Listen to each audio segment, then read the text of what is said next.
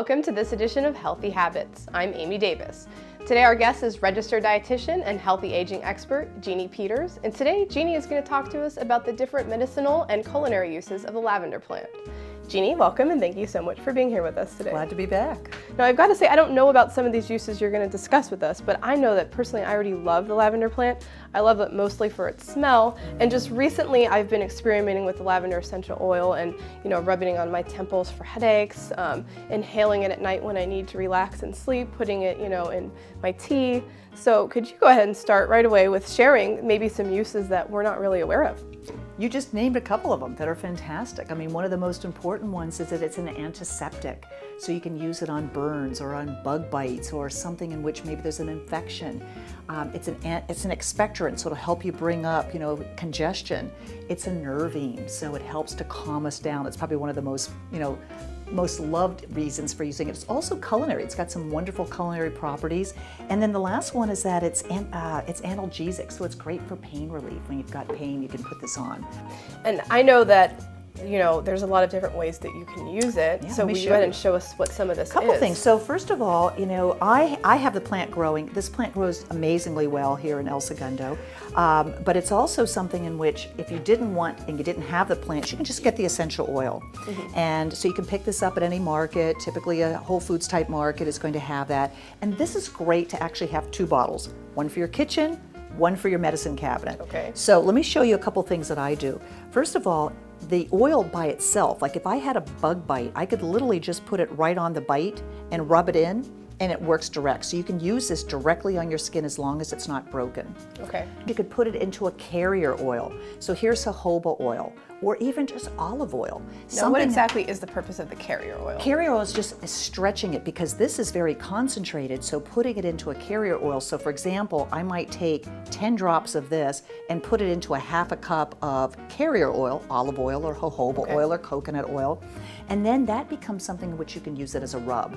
So once you've added it to the oil, then you could rub it on your chest, for example, if you were having a lot of congestion, or if your child was somebody that was having difficulty breathing, you could put a little bit in that oil and just rub it, even under their nose, and that would allow them to go ahead and bring up some of this congestion.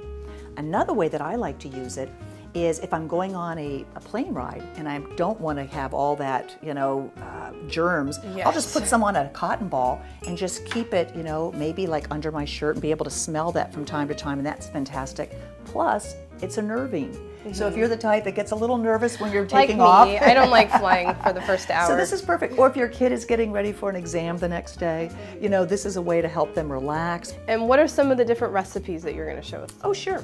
So this is lavender, and if you were to, in France, for example, in the south of France, they harvest the lavender. So these are just the buds, and the buds are very, very flavorful.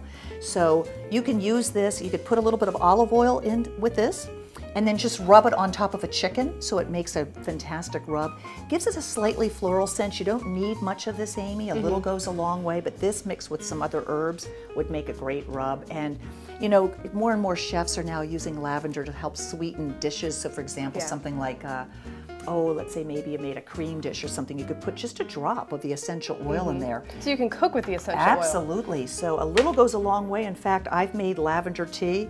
I don't have as much lavender in bloom. I'll just probably put like a drop into maybe a pitcher of water, and you'll have that wonderful taste. Is that what you did over here? Yeah, you could just take the live blossoms like that, with a little bit of lemon. It's a fantastic drink. It just sweetens the water just slightly. And if you didn't have lavender blossoms, you could take these blossoms just like this, put it into a cup, add some hot water to it, and be able to make a delightful cup of tea before bed.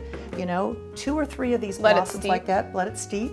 Or, you could leave the lavender right in there, would you? Absolutely, and it just gives that aroma and that, so it's fantastic. Or, if you're somebody who's like, all right, I don't have the lavender plant at home, just go ahead and get some lavender tea, and just pop that in and make a cup of tea in the evening with a little bit of honey and some lemon, and you've got a great beginning for a wonderful night of sleep. So there's so many different uses for lavender. It's definitely one of those essential oils that you'd love to have around in both your kitchen and in your medicine cabinet.